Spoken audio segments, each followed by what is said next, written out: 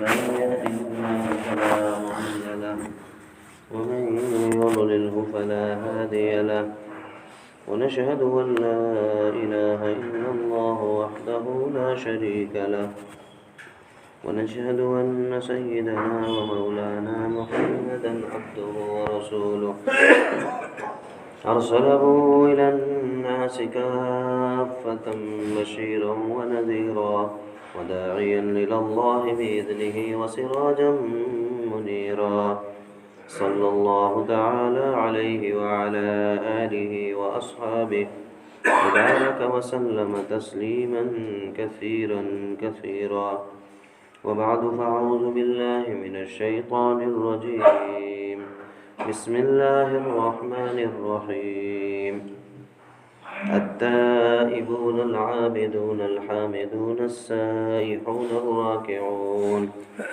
الراكعون الساجدون الآمرون بالمعروف والناهون عن المنكر والحافظون لحدود الله وبشر المؤمنين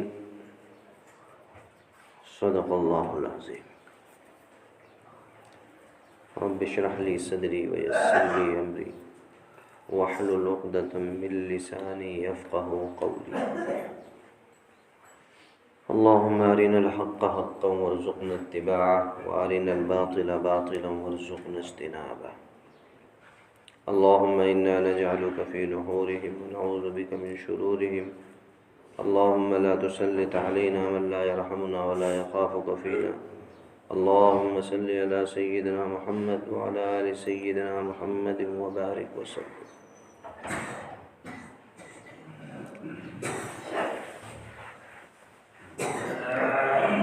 سورہ برات آیت نمبر 112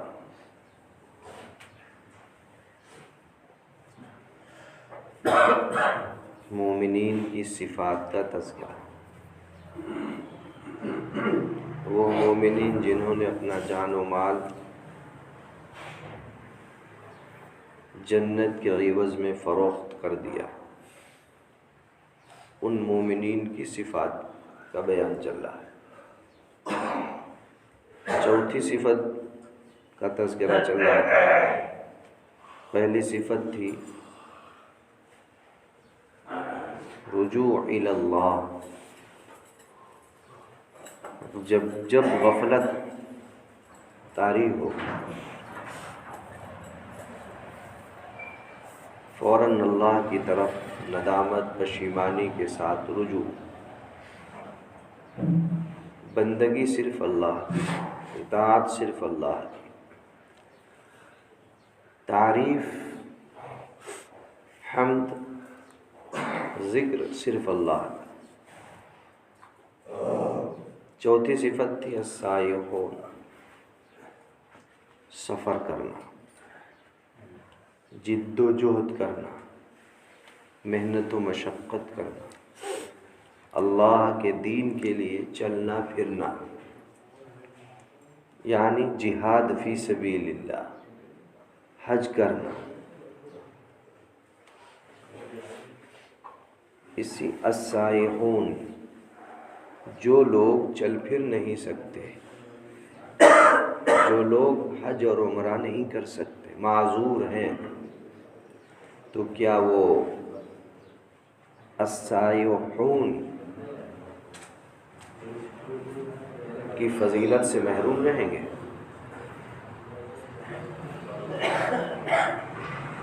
اللہ نے ان معذورین کو بھی محروم نہیں کیا، بلکہ وہ اپنے مقام پر رہتے ہوئے، اپنی جگہ رہتے ہوئے، چونکہ عذر کی بنا پر شرکت نہیں کر سکتے، لہذا وہ لوگ یہ عمل کر لیں تو وہ بھی کسی نہ کسی درجے میں وہ جہاد فی سبیل اللہ کی فضیلت حاصل کر لیں گے اور ان کو یہ فضیلت مل جائے گی۔ مثلا خواتین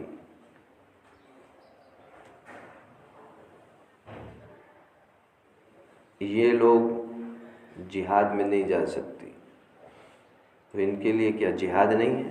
رسول اللہ صلی اللہ علیہ وسلم نے فرمایا ان کے لیے بھی جہاد ہے اور اس کا ثواب ہے۔ ان کا جہاد لڑائی نہیں ہے،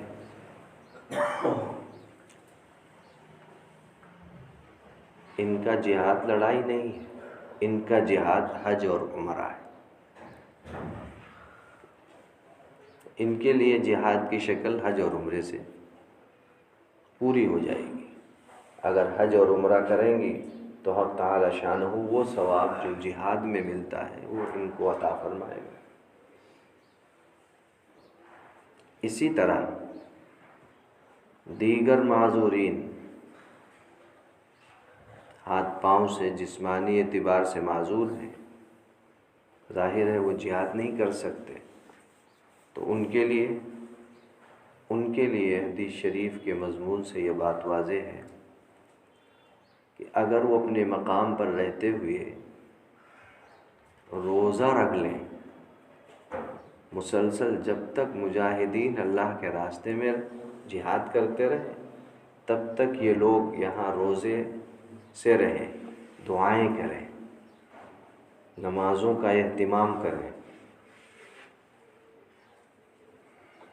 تو روزے کو سائحون جہاد فی سبیل اللہ میں حصے داری مل جائے گی۔ حدیث شریف کا مضمون ہے مثل المجاہد فی سبیل اللہ کمثل الصائم، مجاہد فی سبیل اللہ کی طرح ہی روزہ ہے،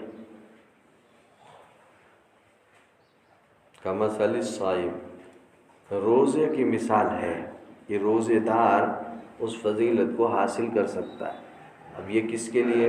یہ ان معذورین کے لیے ہے جو جہاد میں شریک نہیں ہو سکتے، جو جہاد میں نہیں جا سکتے، اللہ کے راستے میں نہیں جا سکتے، ان کے لیے ہے کہ وہ روزہ رکھیں۔ حدیث شریف میں 3 باتیں آئی ہیں، لیکن روزے کو صحابہ کرام نے روزے کو قرار دیا گیا ہے۔ اس کے آگے 2 لفظ اور ہیں، مثل المجاہد فی سبیل اللہ کمثل الصائم القانت بآیات اللہ لا یفطر من صیام ولا صلاۃ۔ وہ مجاہد جو اللہ کے راستے میں گیا، اس کے برابر کی فضیلت اس شخص کو جو اپنے مقام پہ ہے اور عذر کی بنا پر شریک نہیں ہو سکتا، اس جیسا ثواب حاصل کرنے کے لیے ہے روزہ رکھیں۔ پھر روزہ رکھ کر کے، یہ روزہ تو اس کے برابر ہے، لیکن اس کے ساتھ میں 2 قیدیں اور لگی، ایک نماز میں سستی نہ کرے اور ایک اللہ کی آیات پر یقین رکھے۔ اگر یہ ان 3 باتوں پر چاق و چوبند اور بالکل خوش دلی اور ثابت قدمی کے ساتھ قائم رہتا ہے تو یہ ان مجاہدین فی سبیل اللہ کے برابر ثواب میں شریک، اس کی بھی اس کے برابر ہو جائے گا۔ 3 باتیں اللہ نے ذکر فرمائی، ایک روزہ رکھیں مسلسل، جب تک مجاہدین اللہ کے راستے میں جہاد کریں تب تک یہ مسلسل روزے رکھیں، نمازوں میں سستی کاہلی نہ ہو، اس کی پابندی اور اس کا اہتمام ہے، اللہ کی آیتوں پر یقین۔ 3 باتیں۔ نماز کو سائحون کے برابر نہیں قرار دیا گیا، کیوں؟ اس وجہ سے روزے کو رکھا گیا، روزہ اس لیے رکھا گیا اس میں زیادہ مشقت نہیں ہے، لیکن نماز ہر وقت نماز میں مشغول ہے، ہر وقت نماز میں مشغول ہے، یہ تو بہت مشکل کام ہے کہ جب تک مجاہد اللہ کے راستے میں جہاد کرے تب تک یہاں وہ معذور جو جہاد میں نہیں گیا ہے بیماری کی وجہ سے، جسمانی کی وجہ سے، وہ مسلسل نماز پڑھتا رہے، یہ تو ہو نہیں سکتا، یہ مشکل کام تھا۔ تو اس مشکل کو آسان کیا گیا کہ روزے کو اس کے برابر قرار دیا گیا، نماز کو نہیں، یہ حکمت ہے۔ تو فرمایا السائحون، یہ اس کی دوسری تفسیر ہے، کل اس کی ایک اور تفسیر کی گئی تھی۔ السائحون کا معنی روزے دار نہیں ہے، اس کا لفظی اور لغوی اور اصطلاحی معنی یہ نہیں ہے، لیکن اس کو برابر قرار دیا گیا روزے کو اس کے ساتھ میں۔ یہ ہے السائحون، یہ مومنین کی چوتھی صفت ہے۔ ان مومنین کی جنہوں نے اپنا جان اپنا مال اللہ سے بیچ دیا ہے سودے میں اور اس کے بدلے میں جنت لے لی، یہ ان مومنین کی صفات میں سے چوتھی صفت ہے۔ پانچویں صفت ہے الراکعون الساجدون، رکوع کرنے والے، سجدہ کرنے والے، ہمہ وقت رکوع کرنے والے اور ہمہ وقت سجدہ کرنے والے۔ الراکعون الساجدون کی اعلیٰ فرد ہے نماز، اعلیٰ فرد ہے نماز، اور نماز کے دو اہم رکن کو اللہ نے ذکر فرمایا ان کی اہمیت کے پیش نظر۔ نماز میں پوری نماز کیا ہے؟ جب آپ کہیں کہ نماز کیا ہے تو اس کا جواب کیا ہوگا؟ نماز حق تعالی شانہ کی بارگاہ میں اپنا اظہار تذلل، اپنی بندگی انتہائی درجے تک، اپنا عجز و نیاز بارگاہ خداوندی میں اس کے حکم رسول اللہ صلی اللہ علیہ وسلم کے طریقے کے مطابق پیش کرنا۔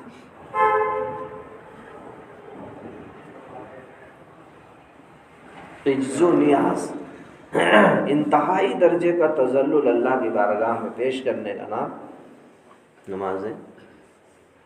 نماز کے مراتب ہیں انسان میں، ایک ہے تواضع اور ایک ہے تکبر۔ تکبر انسان اگر کرے تو یہ اس کا حق نہیں ہے، اور اس کو ایسی جرأت نہیں کرنی۔ تکبر اس کی خصوصیات میں سے نہیں ہے، اس کے لیے زیبا نہیں دیتا۔ اگر وہ اپنی حقیقت پر غور و فکر کرے تو تکبر کرنے کی کوئی وجہ نظر نہیں آ سکتی۔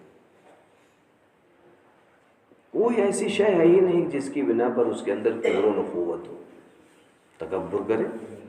البتہ تواضع، عاجزی۔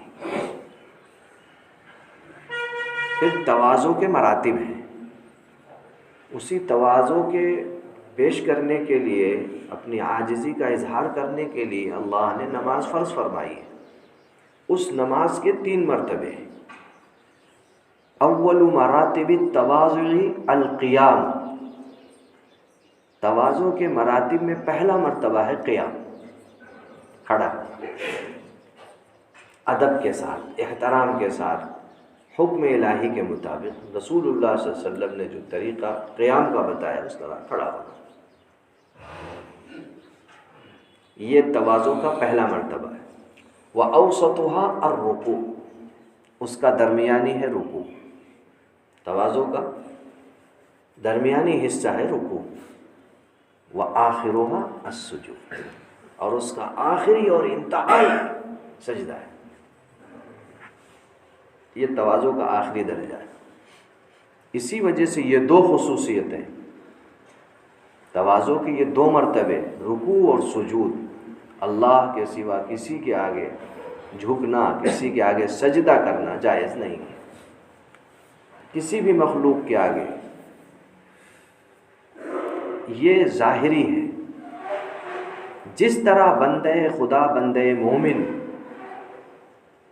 اپنے جسم کے ذریعے سے، اپنے اعضاء اور جوارح کے ذریعے سے حق تعالی شانہ کی بارگاہ میں تواضع پیش کرتا ہے، اسی طرح روح اور قلب کے اعتبار سے بھی وہ متواضع ہو، اور قلب اور روح کے اعتبار سے ہمہ وقت وہ رکوع اور سجود میں، ہر وقت اللہ کے سامنے اظہار عجز و نیاز ہو، روح کے اعتبار سے اور دل کے اعتبار سے، عقل کے اعتبار سے وہ ہمہ وقت۔ حضرات صحابہ کرام کی صفت اللہ تعالیٰ نے ذکر فرمائی بطور مدح کے تراہم رکعا سجدا، تم ان کو ہمہ وقت دیکھو گے کہ وہ رکوع میں اور سجدوں میں مشغول ہیں، ہمہ وقت رکوع میں ہیں، سجدے میں۔ تو کیا ہر وقت نماز پڑھتے تھے صاحب؟ ہر وقت نماز نہیں پڑھتے، لیکن دل اور دل کے کان اور دل کی توجہ ہمہ وقت اللہ کی طرف۔ التواضع القلب، تواضع قلبی ہمہ وقت حاصل تھی، اور جیسے ہی نماز کا وقت ہوتا فوراً جسم و جان کے اعتبار سے اللہ کی بارگاہ میں تواضع پیش فرماتے۔ اسی وجہ صحابہ کرام کی صفت کو اللہ تعالیٰ نے اہل ایمان کو بتایا، یا ایھا الذین آمنوا ارکعوا واسجدوا واعبدوا ربکم وافعلوا الخیر لعلکم تفلحون۔ اے ایمان والو، رکوع کرو، سجدہ کرو۔ اللہ نے ایمان والوں کو بھی حکم دیا، ان کے قلب اور ان کے دل ہمہ وقت اللہ کی بارگاہ میں جھکے رہے، اور جب وقت آ جائے تو جسمانی اعتبار سے اپنے عمل سے اس کا اظہار ہو۔ تو عمل میں اظہار یہ دو اہم ترین پہلو ہیں، رکوع اور سجود۔ اسی وجہ سے ان دونوں کو خصوصیت سے اللہ نے بیان، الراکعون الساجدون، مومنین کی یہ چوتھی پانچویں صفت ہے، الراکعون الساجدون کی، یہ رکوع کرنے والے ہیں، سجدہ کرنے والے ہیں، یعنی اپنی عاجزی کا اظہار نماز کے ذریعے سے اللہ کی بارگاہ میں پیش کرتے ہیں۔ اسی لیے حدیث شریف میں رکوع اور سجود کو اہتمام کے ساتھ، اطمینان کے ساتھ، بڑی تاکید کے ساتھ نبی پاک صلی اللہ علیہ وسلم نے ادا کرنے کی حکم دیا ہے، ادا کرنے کا حکم ارشاد فرمایا ہے کہ بڑے اہتمام کے ساتھ رکوع اور سجود۔ رکوع اور سجود جو شخص پوری طرح ادا نہ کرے اس کو فرمایا وہ بدترین چور ہے، جو اپنے رکوع اور سجود بھی ٹھیک سے نہیں کرتا۔ ابھی رکوع میں پہنچا نہیں اور کھڑا ہو گیا، ابھی سجدے میں سر نہیں رکھا کہ اٹھا لیا، کوے کی طرح ٹھونگے مارنے کو نبی پاک صلی اللہ علیہ وسلم نے اسے قرار دیا جو اس طرح نماز پڑھے۔ تو رکوع اور سجود کو اطمینان کے ساتھ، ان صحابی کا واقعہ بہت مشہور ہے، آئے انہوں نے نماز پڑھی، اللہ کے نبی صلی اللہ علیہ وسلم کے پاس پھر آئے، سلام فرمایا، اللہ کے نبی علیہ السلام نے فرمایا جاؤ پھر سے نماز پڑھو، تم نے نماز نہیں پڑھی۔ وہ صحابی پھر گئے، پھر نماز پڑھی، اور پھر اسی طرح پڑھ کر پھر آئے، اللہ کے نبی علیہ السلام نے پھر فرمایا پھر سے نماز پڑھو، تمہاری نماز نہیں۔ 3 مرتبہ نماز پڑھنے کے بعد فرمایا یا رسول اللہ بدلا دی۔ تو آپ صلی اللہ علیہ وسلم نے فرمایا کہ رکوع اور سجود کو اطمینان کے ساتھ ادا کرنا، تعدیل ارکان واجب ہے، اطمینان کے ساتھ تمام ارکان کو ادا کرنا واجب ہے۔ اگر یہ واجب چھوٹ جائے تو نماز ناقص ہوگی، پوری نہیں ہوگی، واجب الاعادہ ہوگی، لوٹانی پڑے گی۔ تو رکوع اور سجود کو خاص طور پر نبی پاک صلی اللہ علیہ وسلم نے اہتمام کے ساتھ ادا کرنے کی تاکید فرمائی ہے۔ اسی مناسبت یہی 2 اہم ترین نماز کے رکن ہیں جن میں اظہار تذلل بندہ پیش کرتا ہے، اس کا اوسط درجہ ہے رکوع، اور رکوع کے بعد انتہائی درجہ ہے تذلل کا، اپنی ناک اور اپنی پیشانی زمین پر رکھ دینا۔ سجدہ نام ہی ہے الجبہۃ وضع علی الارض، پیشانی کو زمین پر رکھیے، اسی کا نام ہے سجدہ، اور یہ اللہ کے سوا کسی کو جائز نہیں۔ انتہائی درجے کا تذلل کس کے سامنے پیش کیا جا سکتا ہے؟ جو اعلیٰ ہو، اس سے کوئی عرفہ اور بلند نہ ہو، اس کے سامنے۔ اور جتنی مخلوقات ہے انسان کے علاوہ وہ سب انسان سے اسفل ہے، اور رہے انسان تو انسان سے برابر۔ تو سجدہ کس کے سامنے کریں؟ انسانوں کے سامنے، یا اپنے سے نیچے والوں کے سامنے، یا اپنے بڑے کے سامنے۔ سجدہ اور اظہار تذلل اور عاجزی بڑے کے سامنے کرتا ہے، اپنے نوکر کے سامنے تھوڑے کرتا ہے، یا اپنے سے کمتر چیز کے تھوڑے کرتا ہے، کسی کپڑے کو تھوڑی سجدہ کرتا ہے۔ کسی اشیاء اور سامان کو جس کو اس کو برتتا ہے کھانے کو سجدہ کرے گا، پھر اس سے اسفل حیوانات کو سجدہ کرے، اس سے اسفل زمین کی پتھروں کو سجدہ کرے. یہ اظہار تذلل صرف اور صرف اللہ کی بات ہے. اسی لیے سلام کرنے میں جھکنا جائز نہیں ہے.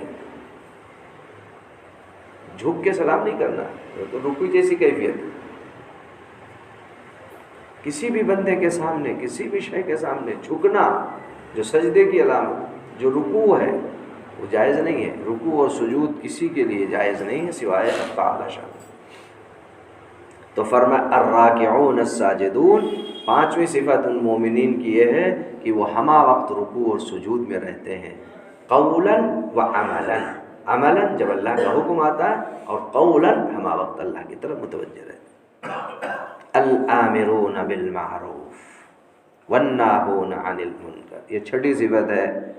وہ بھلائی کا حکم دیتے ہیں اور برائیوں سے روکتے ہیں.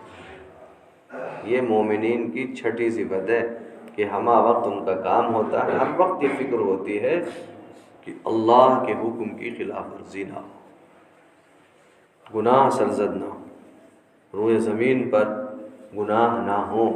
یہ اللہ کی زمین ہے، اللہ نے اس کو بچھایا ہے، اس کے اوپر گناہ کرنے کا حق کسی کو نہیں ہے. الآمرون بالمعروف، وہ ہمہ وقت بھلائی کے کاموں میں لگے رہتے ہیں، برائیوں سے مجتنب رہتے ہیں اور دوسروں کو بھی برائیوں سے بچانے کی کوشش کرتے ہیں. ہمہ وقت الآمرون بالمعروف والناہون عن المنکر. اس سے معلوم ہوا کہ ہر مسلمان کے لیے، ہر مومن کے لیے، اس کے حلقہ اثر میں، اس کے دائرے میں جتنا بھی حصہ آتا ہے، وہاں الآمرون بالمعروف والناہون عن المنکر اس پر فرض ہے. جتنا بھی اس کا حلقہ دائرہ ہے، اگر اس کا گھر اس کا دائرہ ہے تو اس گھر پہ لازم ہے کہ وہ امر بالمعروف اور نہی عن المنکر کا فریضہ انجام دے. اس کے حلقہ احباب ہے، اس کے حلقہ اعزاء اور اقربا ہے، یا اس کے حلقے میں ایک محلہ ہے، یا اس کے حلقے میں ایک گاؤں ہے، ایک بستی ہے، ایک شہر ہے. اسی طریقے سے جو جتنا بڑا ذمہ دار ہے اس پر اتنی بڑی ذمہ دار. لیکن ہر مومن پر یہ فرض ہے کیا؟ الآمرون بالمعروف والناہون عن المنکر. ہر مومن پر فرض ہے، اس کے اپنے حلقہ دائر میں. اب اسی طرح اگر کوئی بڑا عہدے دار ہے، بڑا حاکم ہے، امیر المومنین، خلیفۃ المسلمین ہے، تو اس کا دائرہ حلقہ پورا ملک ہے. جتنا بھی حلقہ اثر ہے، حلقہ احباب ہے، ان سب پر لازم ہے. یہ تمام مومنین کی الآمرون بالمعروف والناہون عن المنکر، لوگوں کو بھلائی کا حکم دیتے ہیں اور لوگوں کو برائیوں سے روکتے ہیں. ساتویں صفت ہے والحافظون لحدود اللہ، اللہ کی مقررہ حدود کی حفاظت کرتے ہیں. اللہ نے جو حدیں مقرر فرمائی ہیں، جس چیز کا جو حکم اللہ نے جہاں تک رکھا ہے وہیں رکھتے ہیں، اس میں آگے پیچھے اپنی مرضی سے نہیں چلتے. اللہ نے جو حدود مقرر فرما دی ہیں ان حدود سے تجاوز نہیں کرتے. کھانے پینے کی اللہ نے اجازت دی ہے لیکن حد کے دائرے میں.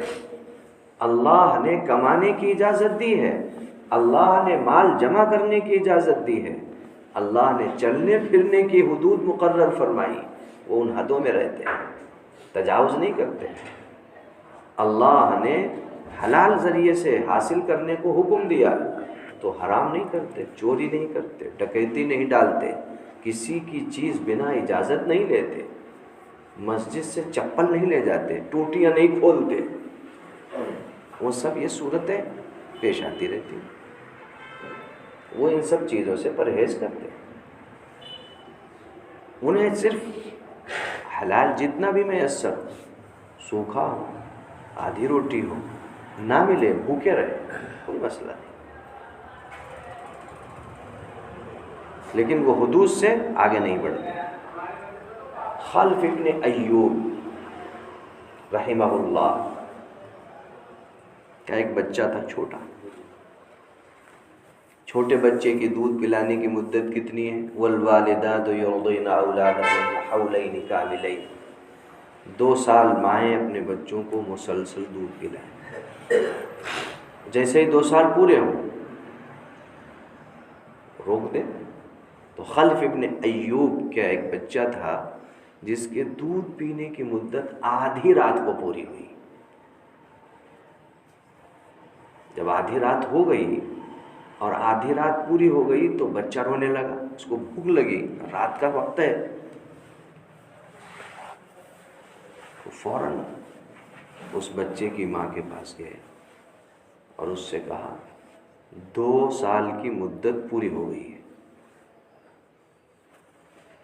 تو ماں کہنے لگی یہ بچہ ہے ابھی اور اب رات ہے، کوئی انتظام نہیں ہے، گھر میں کچھ ہے نہیں، دودھ کا بھی کوئی انتظام نہیں ہے، صبح تو ہونے دو۔